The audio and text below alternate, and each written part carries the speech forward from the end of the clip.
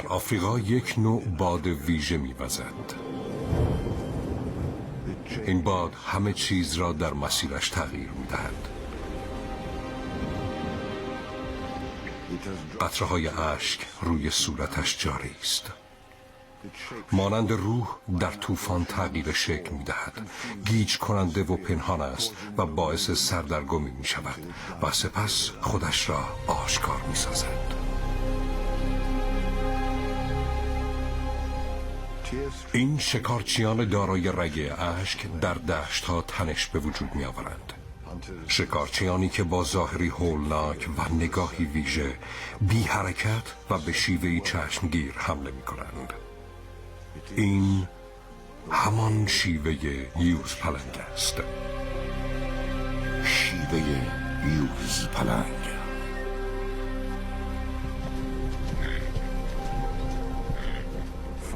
پنج یوز پلنگ نر با قدم‌های بلند پیش می‌روند. راه آنها راه باد هاست.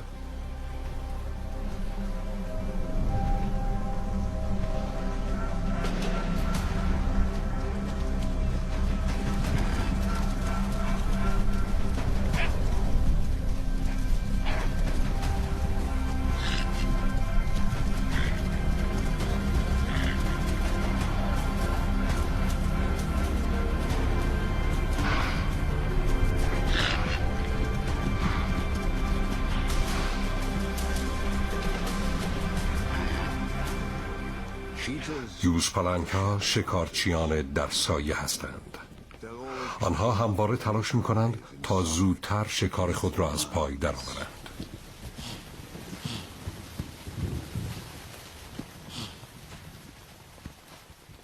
در اینجا به سختی می توان رازی را پنهان کرد.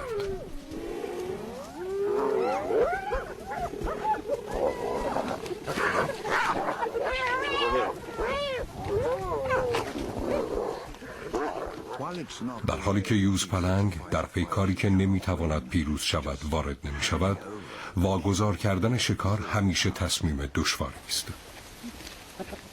وزن کفتار 3 برابر یوز پلنگ است و خیلی زود از این گوزن آفریقایی لطیف چیزی باقی نمیگذارند. این 5 نر چابک به هر کجا که بروند حضورشان در علفزار به وسیله همه جانوران در زنجیره غذایی حس می شود.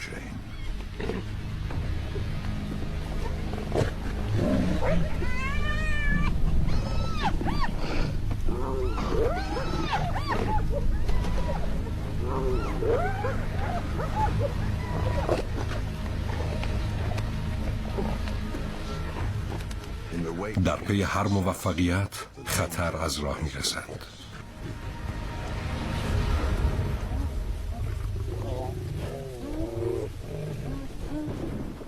این به خوبی نشان می دهد که یوز پلنگ ها با قبیله کفتارها متفاوتند و با شیرهای ماده توانمند درگیر نمی شوند. یوز پلنگ ها برای این رفتارها ساخته نشدند، ولی این گروه کوچک بسیار منحصر به فرد است.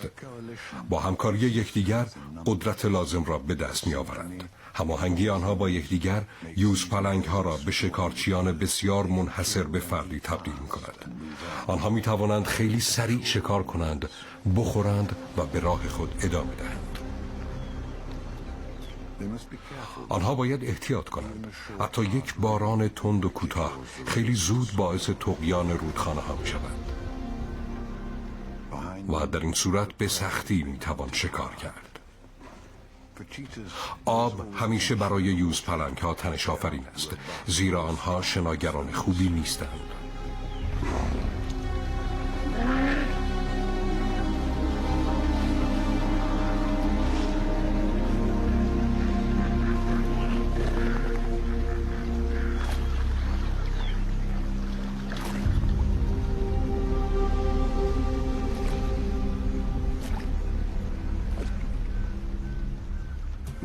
با برنامه ریزی دقیق این 5 یوز پلنگ نر یک گذرگاه سنگی را پیدا کرده به سوی زمین‌های مرتفع در آن سوی رودخانه ادامه می‌دهند.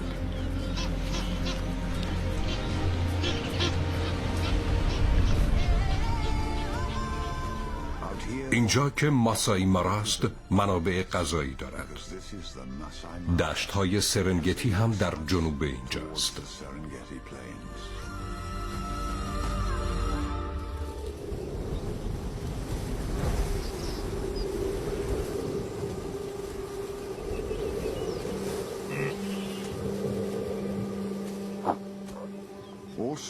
در این سرزمین مرتفع یک یوزپلنگ ماده تنها زندگی می کند.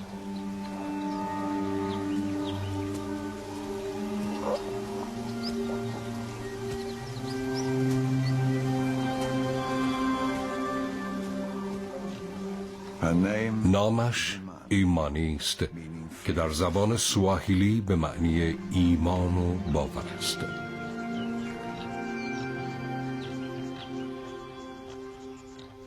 شیوه کاریش متفاوت است و همیشه به تنهایی شکار می کند.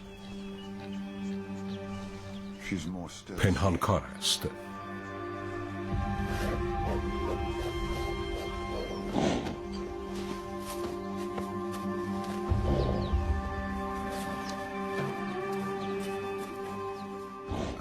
و خیلی هم آسیب پذیر.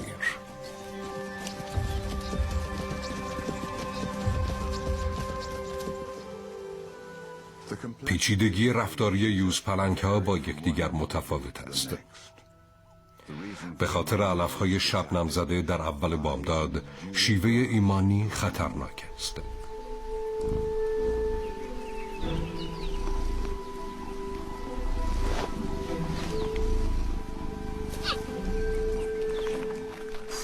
ایمانی به خاطر این 4 توله تازه متولد شده کمی نگران است. یوزپلنگ کوچکترین در میان گربه‌سانان بزرگ و آسیب پذیرترین است.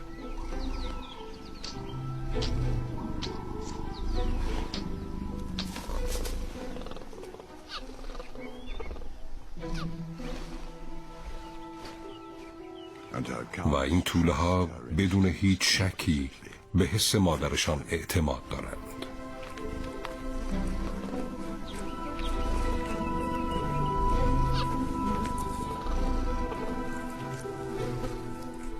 به محض اینکه توله ها پس از شیر خوردن آرام می شوند، ایمانی به راه می افتد.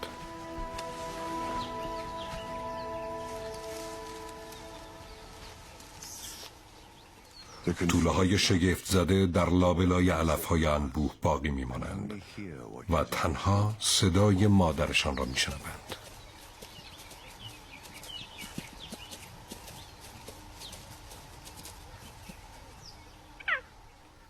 با صدایی که بیشتر به پرنده شباهت دارد به توله ها می گوید به نزدش بروند. ولی از همان آغاز یکی از توله ها راه متفاوتی را در پیش می گیرد. اکنون زمان افزودن گوشت به رژیم غذاییشان است.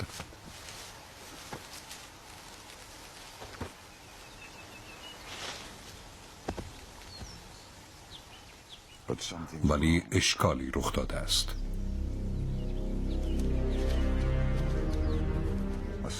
یک غریبه، یعنی غریبه مهاجمی که یک ماده بزرگ و باردار است و خیلی زود در انتظار به دنیا آوردن توله هایش است. ولی اکنون ایمانی باید تصمیم بگیرد از شکارش محافظت کند یا توله هایش را نجات دهد و آنها را از دیدگان این غریبه دور نگه دارد. غریبه‌ای که سرشار از آتش خشم است. 3 توله از ترس بی حرکت ماندند.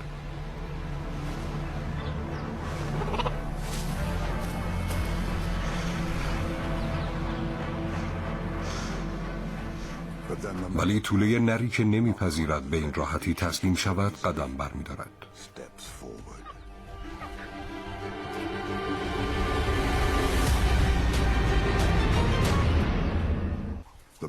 این نر کوچک ولی بیباک با اشاره‌های مهاجم آشنایی ندارد.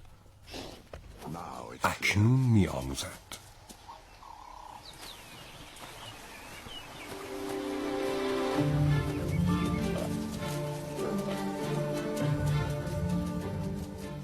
نر جوان عقب می نشیند و به ماجراجویی های خود ادامه می دهد و تنها بعضی وقتها سر به سر مادرش می گذارد. سپس روی خاک می غلطد تا بازی خواهران خود را برهم بزند. شاید نمی خواهد دنبال درد سر باشد. همه آنها درد سر آفرینند. آنها خیلی شبیه یکدیگرند. این نشان می دهد که همه یوزپلنگ ها از لحاظ ژنتیکی یکسان هستند. همین موضوع 2 بار در گذشته آنها را در معرض انقراض قرار داد.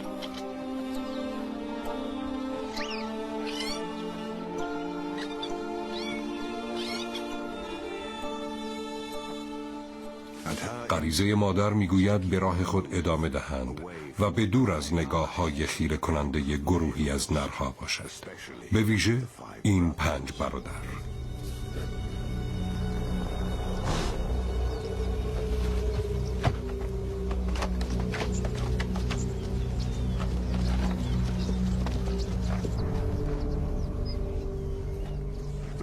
آنها برای شکار از جهتی که کمترین انتظار می رود نزدیک می شوند و خیلی سریع اقدام می کنند.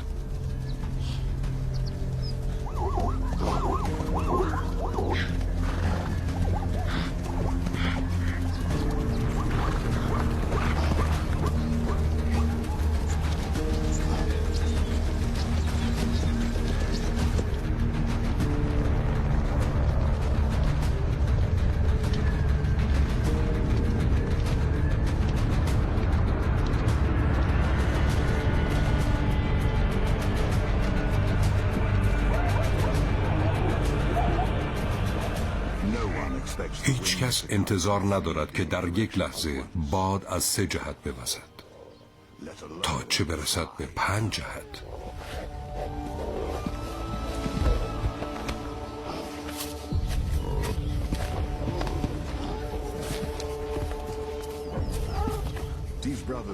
این برادرها به هیچ وجه مانند یوزپلنگ ها حمله نمی کنند، بلکه بیشتر مانند شیرها عمل می کنند. آنها با همکاری یکدیگر جانوری را که 2 برابر آنهاست از پای در می آورند. شیرها این کار را انجام می دهند. یوزپلنگ ها معمولاً آرام شکار می کنند، البته اگر مایل باشند و در آرامش با یکدیگر سهیم می شوند. ولی رفته رفته این گروه 5 یوزپلنگی شیوه یوزپلنگی خود را کنار می گذارند. این نوع درگیری ها به نفع هیچ کدام نیست.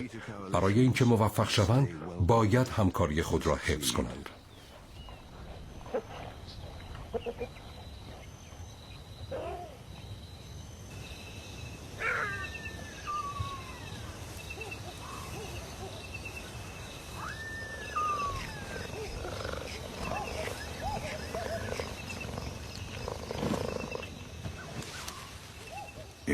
اکنون ایمانی باید خیلی مواظب باشد و طولهایش را از این نرهای سرگشته دور نگه دارد.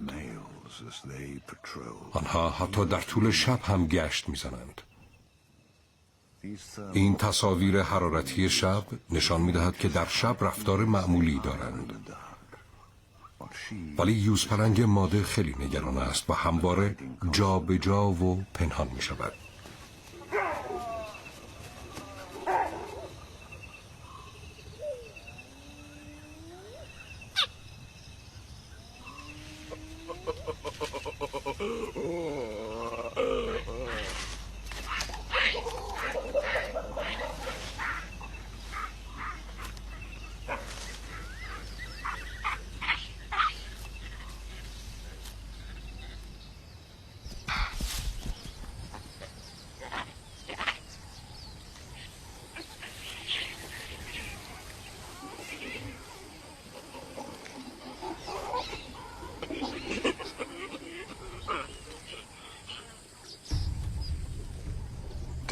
روشنایی روز قلمرو اوست. زمان کوتاهی فرصت دارد تا تلاشش را بکند. امروز روی یک غزال تامسون متمرکز شده است.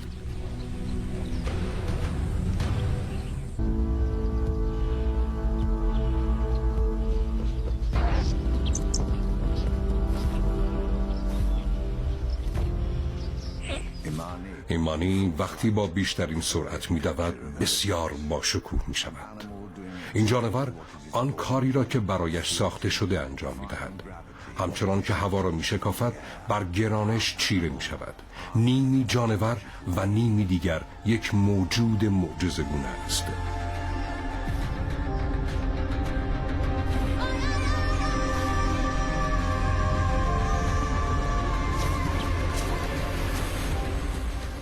شکار غزال تامسون با خطر بزرگی همراه است. علاوه بر شاخهای برنده، شکار کردن توجه خیلی ها را جلب می کند.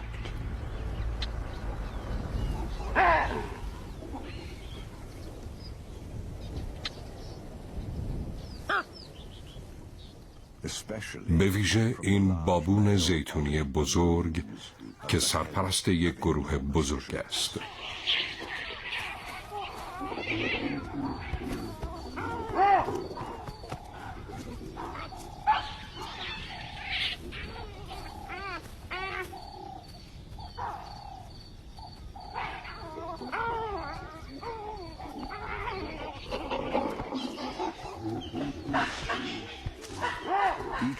جثه هر کدام از نرها به اندازه یوز پلنگ است، ولی در برابر مجموع آنها نمیتوان مقاومت کرد. اما دلیل اصلی بیباکی بابونها به خاطر چشم داشت آنها به شکار یوز پلنگ است.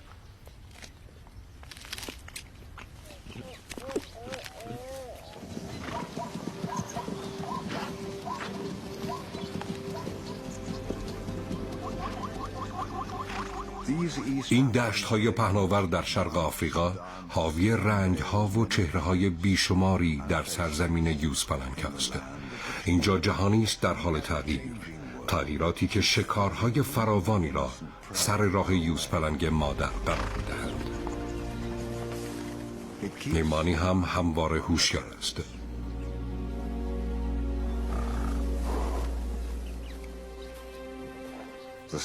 بوی گورخرها که فضا را پر کرده یوز پلنگ را به وجد می آورد. پس از پنهان کردن بچه هایش به شکار می پردازد.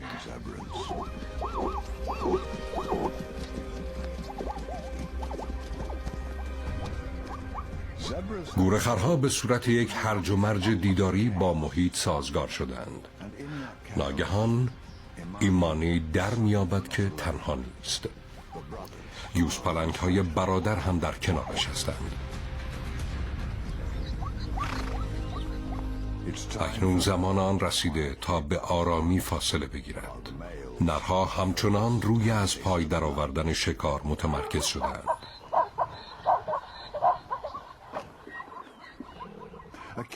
یک یوز پلنگ هرگز از شکاری که کرده مطمئن نیست، زیرا حتی لاشخورها هم آنها را از کنار شکار می‌رانند.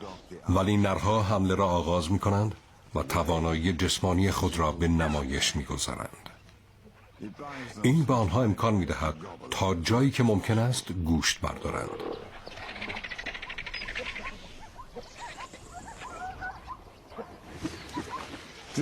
این شیوه که باید در برابر هر مهاجمی ایستادگی کرد، شیوهی کهن به شمار می آید. پس از پایین رفتن خورشید، کرکس‌ها برای حفظ ایمنی خود باید بالای درختان بنشینند. ولی اگر نرها بیش از حد اینجا بمانند، سایر لاشخورهای بزرگ از تاریکی سر در می آورند.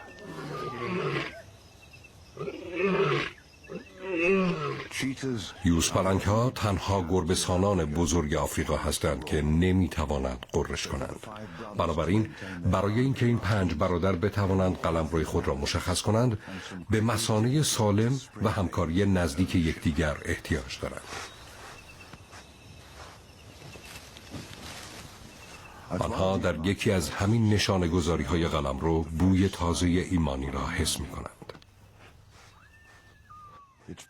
این نخستین نشانه است که نشان می‌دهد یوز پلنگ اضافه دیگر که بوده است.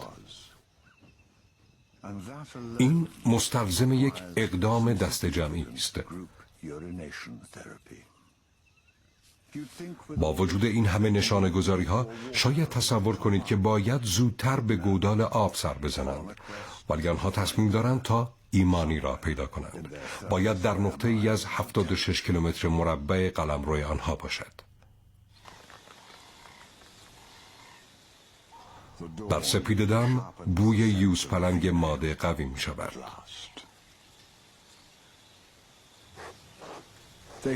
آنها می توانند بوی یک یوزپلنگ را از هفته‌های پیش هم حس کنند، ولی بوی امروز خیلی تازه است. ردیابی یوزپلنگ ماده با موانعی روبروست.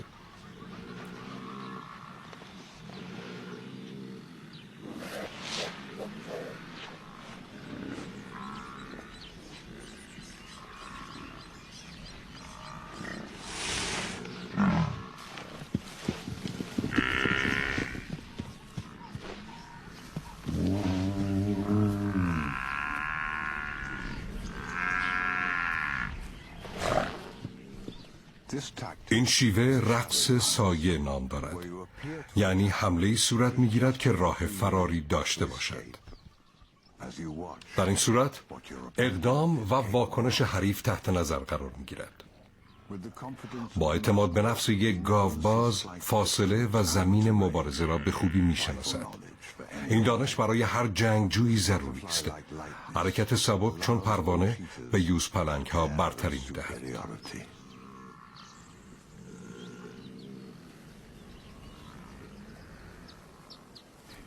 ایمانی که در آن سوی دره پنهان شده توله‌های خود را تنها می‌گذارد، زیرا می‌داند چه اتفاقی روی خواهد داد. یک درخت مناسب برای صعود وجود دارد و باید سری به آن بزند. شکل و ارتفاع درخت برای توله‌ها بسیار مناسب است. و البته درست فکر می‌کرد. اکنون باید از آن بالا بروند.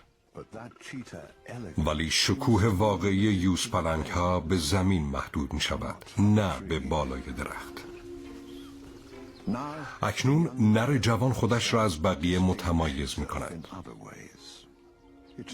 البته این به خاطر حفظ تعادلش نیست که در حقیقت خیلی هم ناشی است، ولی به نظر می رسد که همیشه روی 4 دست و پای خود فرود می آید. پس از چند بار تلاش ناموفق در کنار ایمانی آرامش می‌گیرد. ولی امروز این می‌تواند اشتباه بزرگی باشد، زیرا یوزپلنگ مادر در کنار مسیر سیافو قرار گرفته است.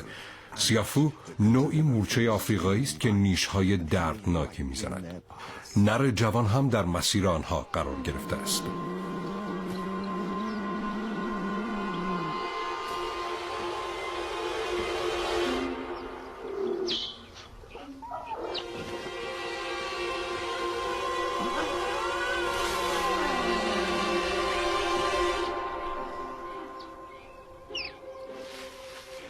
پنجه هایش می سوزند، ولی خطر جدیدی در افق دیده می شود، یعنی همان 5 نر. زمانی که ایمانی نشان می دهد شتابان به سوی توله هایش می رود، شاید یک حرکت انحرافی برای حفظ توله های آسیب پذیرش در بالای درخت باشد. همانند یک بازی موش و گربه تعقیب و گریز ادامه می یابد. آنها آن را در کنار یک جویبار گیر می اندازند. سپس ناگهان توله ها می آیند تا با مهاجمان رو در رو شوند. با ضربه دست یکی از نرها توله هم واکنش نشان می دهد. زمانی که ایمانی کوتاه می آید و تسلیم می شود، فرصت فرار را برای توله هایش فراهم می کند. ولی اکنون این نر جوان و توله های دیگر در بالای درخت شاهد جنبه های مختلف شخصیت شاخص مادر خود هستند. او سرشار از خشم و آتش است و پنجه های برندش را نشان می دهد.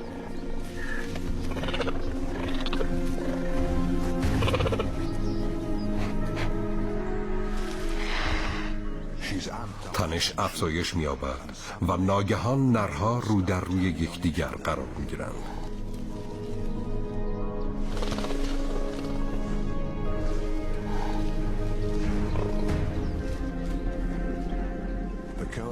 اتحاد 5 برادر فرو می پاشد.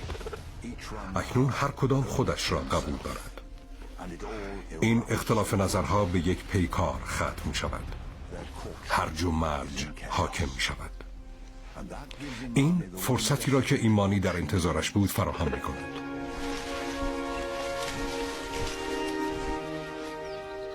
با وجود اختلاف نظرها و درگیری هایی که صورت گرفت، این 5 یوزپلنگ به این نتیجه می رسند که در حال حاضر هیچ کدام مناسب یوزپلنگ ماده نیستند و بار دیگر در کنار هم به راه خود ادامه می دهند.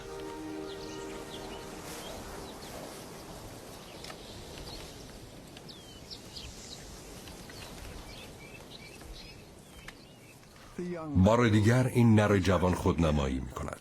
اکنون با یک مشکل دیگر روبروست که با پایین آمدن وارونه از درخت آغاز شده است.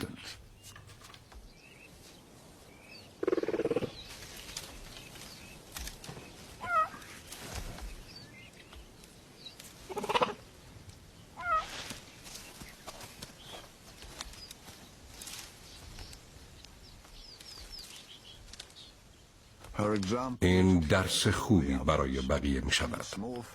بار دیگر خانواده به راه می افتد. ولی نر جوان رویکرد متفاوتی برای پایین آمدن از درخت دارد.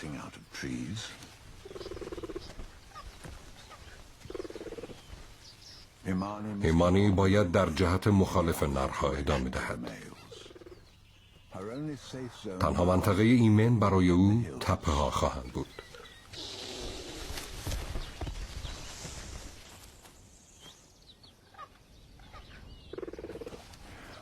زندگی توله ها سرشار از بازی های پر انرژی و پر تحرک است که در کنار مادر مهربانشان انجام می دهند.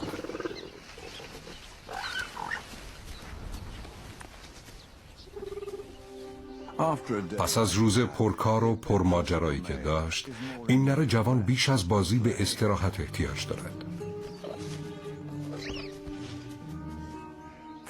اکنون می‌خواهد بی حرکت و آرام باشد.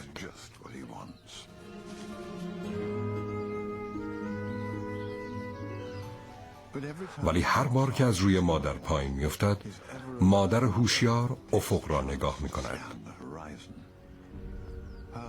با وجود آرام بودن باید هوشیار هم بود، یعنی بدون اینکه در استراحت باشد آرام بماند. توله ها به همه حرکت های مادر توجه دارند، به طوری که بعدها به صورت شیوه عملکرد منحصر به فردشان در خواهد آمد. اکنون خواب نر جوان برهم خورده است، ولی با حرکت های مادرش هماهنگ است و اجازه نمیدهد خواهرانش حواس او را پرت کنند.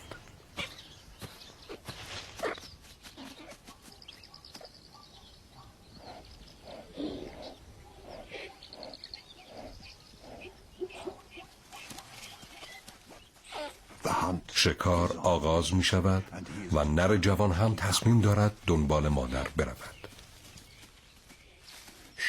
مادر موفق می شود و اکنون پس از یک انتظار طولانی گوشت را مزه می کنند.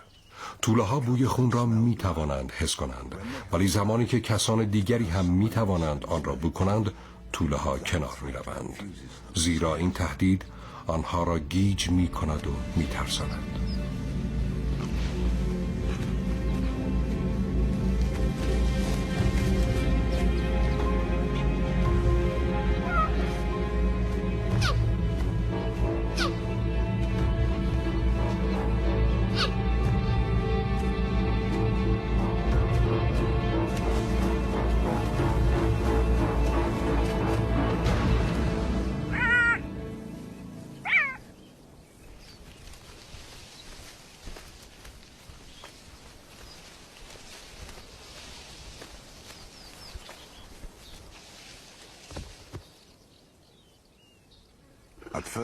نخست توله ها نمی‌دانند که موضوع چیست و با آن چه کار کنند و سپس حس درونی عمل می کند.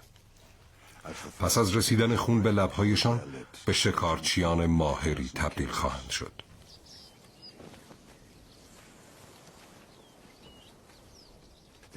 این نر جوان به یک شکار احتمالی خیره شده است. احساس می کند هر شکاری را از پای در می آورد.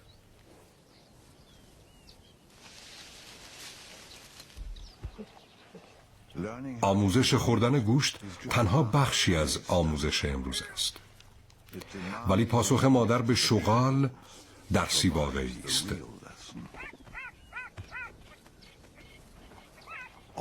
پس از بازگشت شغالها، نر جوان هم به آنها واکنش نشان می‌دهد.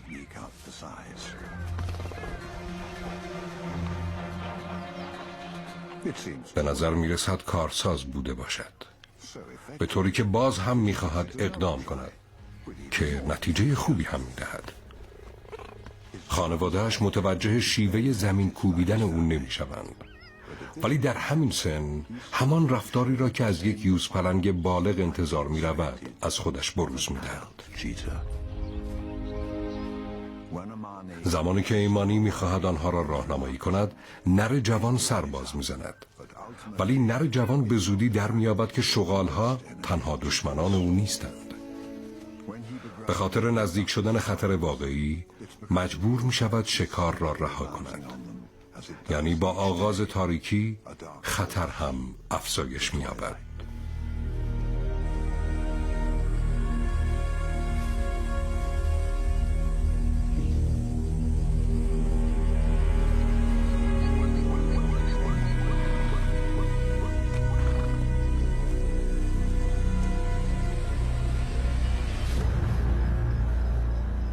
وضعیت برای یوزپلنگ‌ها نامساعدتر می‌شود.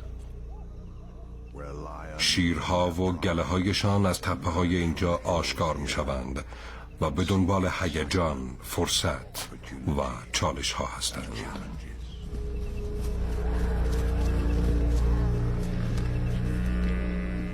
این وضعیت نشان می‌دهد که زندگی یوزپلنگ‌ها می‌تواند دشوار شود. مانند شیرها در طرف چپ، یوزپلنگ‌های نر در فاصله کمی از پشت سر و خطرهای ناشناخته در آینده. با وجود توله‌های در حال رشد باید با اینها روبرو شود.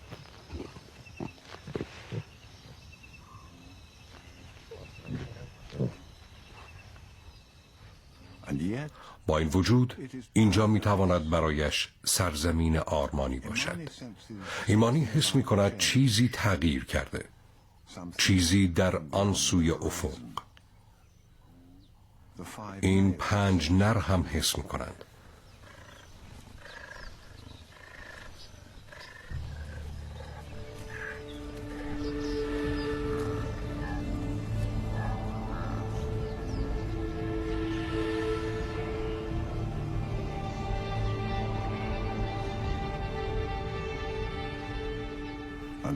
ولی پس از اینکه سرانجام از راه میرسند، تعداد فراوانشان همه را غافلگیر میکنند. مشکل مهاجرت گاومیش‌های آفریقایی این است که همیشه به جلو میروند و به سوی ناشناخته ها پیش میروند. ولی آنهایی که در خط مقدم میدان نبرد هستند و در انتظار رقیب به سر میبرند، خیلی آرام ولی هوشیارند. آنها استاد فریبکاری هستند. آنچنان بی تفاوت میروند که گویا هیچ اتفاقی قرار نیست رخ دهد.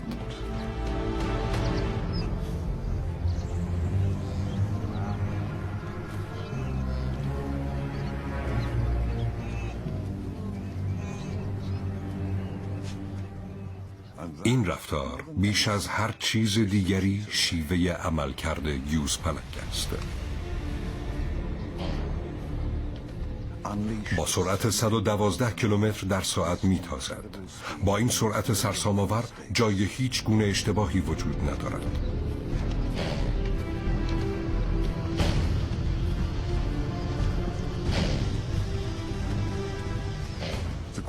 گردش‌های سریع و جسه شکار کردن را ناممکن می‌سازند.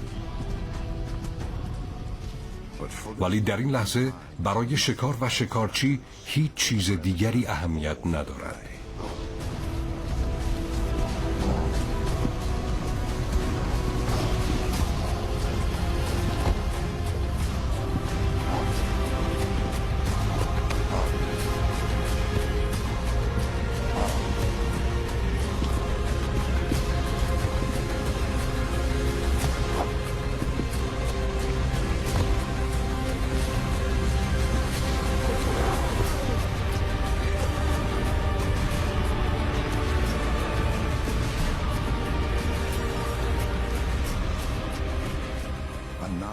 اکنون برادران هماهنگ عمل می کنند.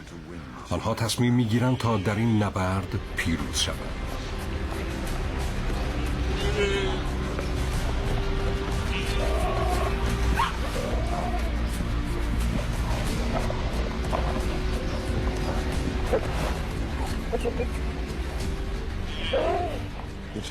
به سختی میتوان دریافت چه سرنوشتی این گاومیش آفریقایی را به اینجا کشانده است. آیا به خاطر سابقه زخمی است که پارسال هنگام گذشتن از رودخانه دیده است؟ این هم یک لحظه در زمان است، زمانی بی پایان.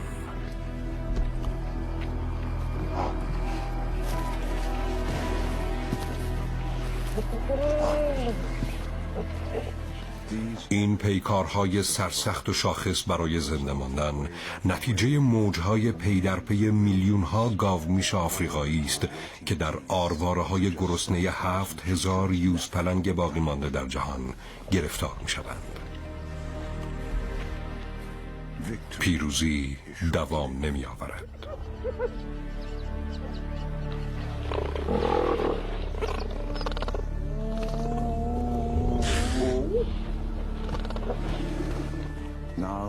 اکنون هر کدام به نوبت از غذا محافظت می کنند، در حالی که 4 نر دیگر غذا می خورند.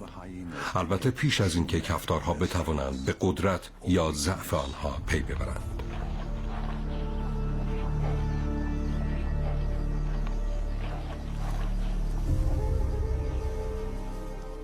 تاریکی شب یکی از رویدادهای ثابت در زندگی یوزپلنگ است.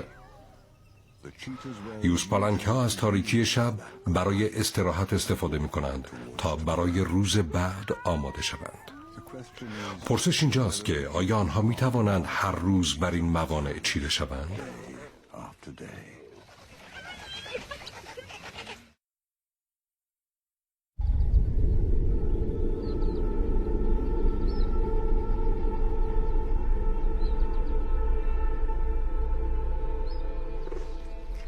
تا فصل آینده هنوز هم ایمانی به بقای خود ادامه می دهد. حتی بزرگ کردن تعدادی از توله ها موفقیت بزرگی برای او به شمار می رود. ولی یکی را از دست داده است. یکی از آنهایی که زنده مانده این نر جوان است. همچنان که بزرگتر می شود به هر آنچه که حرکت می کند توجه دارد. پرنده های منشی که علاقهشان را به یکدیگر نشان می دهند توجهش را جلب می کنند.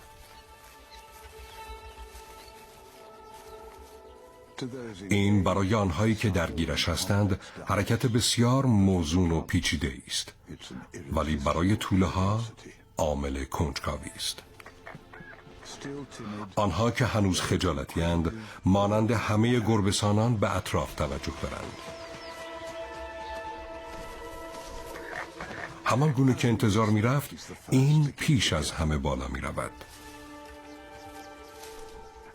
البته بقیه خوشحالند، زیرا او مایل است تا اشتباهات را تجربه کند. به نظر می رسد که پرنده ها و یوزپلنگ ها جای یکدیگر را عوض کرده باشند. نر جوان پیش از همه به بالا می رسد و ایمانی را می بیند که در حال اقدام به شکار است.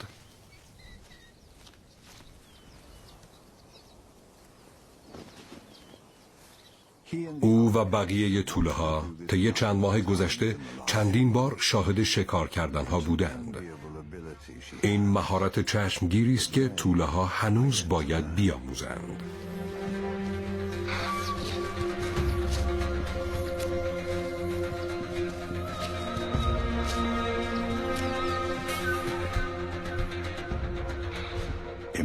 ایمانی همانند کهربای مایه است. آنها می توانند از مادرشان بیاموزند، ولی تماشا کردن به تنهایی کافی نیست. امروز مشتاقند تا گام بعدی را بردارند.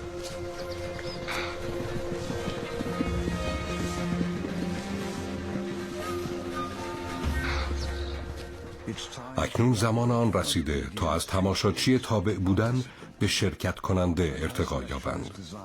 یوزپلنگ مادر هم بر همین اساس شکار را انتخاب می کند. یک شکار کوچک ولی زنده.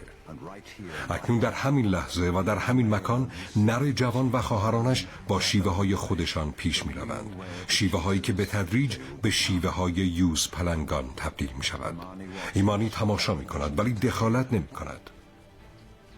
این مهمترین گام در این مرحله از زندگی توله ها به شمار می آید. اگر توله ها نتوانند شکار کنند از گرسنگی می میرند. همچنان که بزرگتر می شوند با هزاران مانع روبرو خواهند شد. به جز ویژگی های ژنتیکی، یوزپلنگ ها و شیرها باید نسل خود را حفظ کنند و توله های نوجوان پر انرژی و بازیگوش را مادرشان از خطرها پرهیز می دهد. ولی امروز خلاف آن عمل می کند و آنها را برای تماشای شیرها به اینجا می آورد، ولی خارج از برد یا محدوده آنها می مانند. آنها با آتش بازی می کنند. احتمال زنده ماندن توله های یوزپلنگ کمتر از 10% است و شیرها نقش مهمی در آن دارند.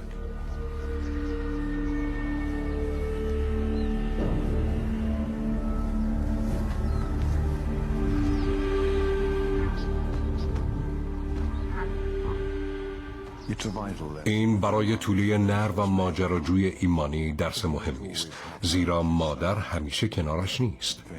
برای او بزرگترین تهدید در آینده شیرها نخواهند بود. همچنان که توله ها بزرگتر می شوند و گروه خود را تشکیل می دهند، به شکار احتیاج خواهند داشت تا زنده بمانند. از شیوه هایی استفاده می کنند که کارایی پنجه ها را افزایش می دهد. آنها را روی زمین مهار می کنند و همچنین سریعتر از هر جانور دیگری در زمین پیش می برد و همانند جریان باد در هوا و بر فراز این دشت ها به پرواز در می آیند. ولی آنها بیشتر از هر چیزی به فضا احتیاج دارند، فضایی که با شرایط خودشان و بدون ترس در آن به سر برند و در کنار ما همزیستی داشته باشند.